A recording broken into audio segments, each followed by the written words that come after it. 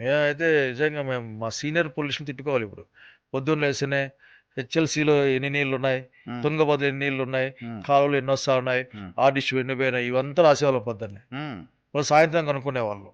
మళ్ళీ పొద్దున్నే మాట్లాడేవాళ్ళం. హుహు. ఇప్పుడు అడిగేవాళ్ళు లేడు, చేసేవాళ్ళు లేడు, పంటేసుకునేవాళ్ళు లేడు, ఏం లేదు. హ్మ్. హ్మ్.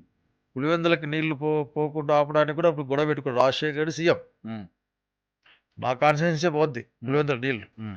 నేను బ్యాగ్ ఆపేసా. హ్మ్. అప్పుడు చచ్చిపోయిన వివేకానందం వచ్చాడు. హ్మ్. మా నీళ్ళు మాకు కావాలని. హ్మ్. మాకు ఇచ్చినాకనే హ్మ్. మీకు ఇచ్చేది పౌరులు. హ్మ్. లాస్ట్‌లో నన్ను ఫోన్ చేశాడు. "ఏరా మా నీళ్ళు ఆపేసినావు? హ్మ్. మీ నీళ్ళు మీవే, మా నీళ్ళు మావే. మా ఊరు దాటి మీ దగ్గరికొస్తే మీ నీళ్ళు. హ్మ్. లేకపోతే మా నీళ్ళే కదా!"